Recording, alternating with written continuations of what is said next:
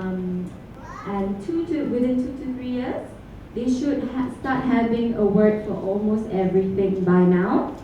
Then they should start combining 2 to 3 word sentences, like I eat rice, let's say. So 2 to 3 word sentences. Able to use these sounds, so p, b, m, n, t, d, k, g, without making any errors. And their speech is understood by familiar listeners most of the time. And they often ask or direct attention to object by naming them. So when they see something, they want to get your attention, and they're like, hey, look, it's a car, you know? And they should start asking more questions at this stage. And receptively, they should understand differences in meaning, so opposites. They should know some things like up or down, or go and stop, big and small, those type of differences, yeah?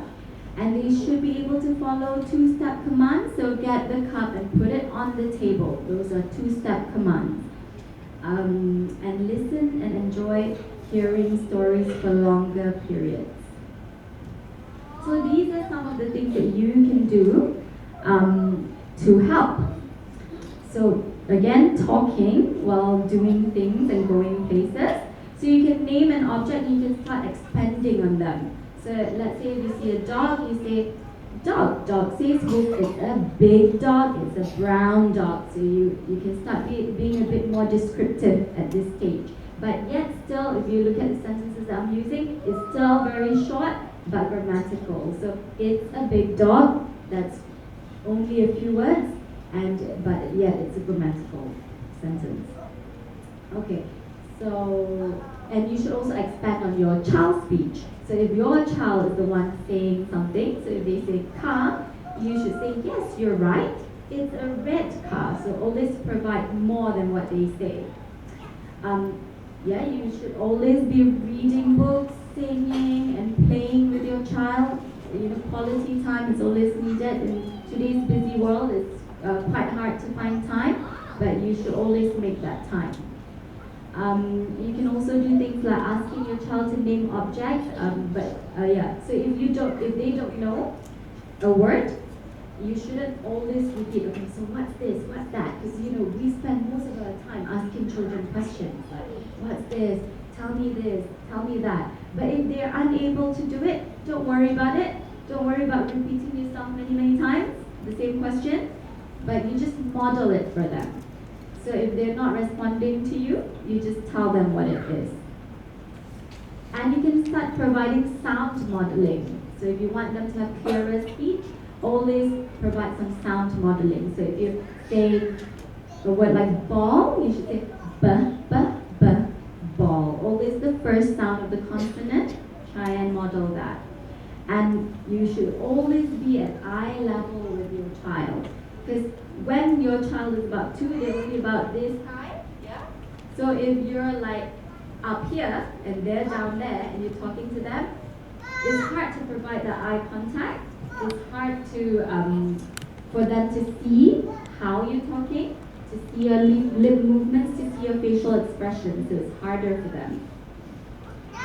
Okay, and then you should always try and play games that have some turn-taking concepts, so like blowing bubbles or rolling the ball to each other, and games with rules. These are all good. When I was growing up, these are the type of games that we played. We didn't have any gadgets, we didn't have iPads and all that, and even iPhones to play. And these stuff are so important because there's the human interaction part of the game, yeah? Whereas like iPad and gadgets, it's a one-way interaction. And also they don't learn the waiting skills when they play iPad and all that because they get it straight off. They just click to the link that they want and it's all there. Whereas when you're playing a game, you have to learn how to wait for your turn and and move on to other people's turn and all that. So you learn really useful skills of communication when you're playing games like that. You should provide synonyms for words. So you should always give an alternative word. So a word like mommy, mommy's also a lady, also a woman, also a girl, you know, and help them use it in the right context. So now they can't call everyone mommy anymore, every woman mommy anymore, okay? And you should teach them categories. Encourage your child to learn by categories. So to sort out categories, for example, clothes versus food versus vehicles. Why this is so important is because that's the way we store information in our brain, is through categories. So if I say a word like, if I give you a word like Penang, so you already have all the associated words in your brain, and that's how you retrieve it. You store it as a group, yeah? You can play yes or no games to encourage them to learn how to answer yes or no. So is your name Joey, are you a boy, those type of things. And you should always give them options. So rather than just saying, do you want the apple? You should give them an option. Do you want an apple or do you want the juice? This way, they get to practice their communication skills, because they actually have to request from you, and they also start finding out what they actually like and what they actually don't like, and they start communicating that with you. And you should always try to create communication temptations. So today, especially in Malaysia, we get a lot of help with our kids. Myself, I get a lot of help from my family as well as a helper.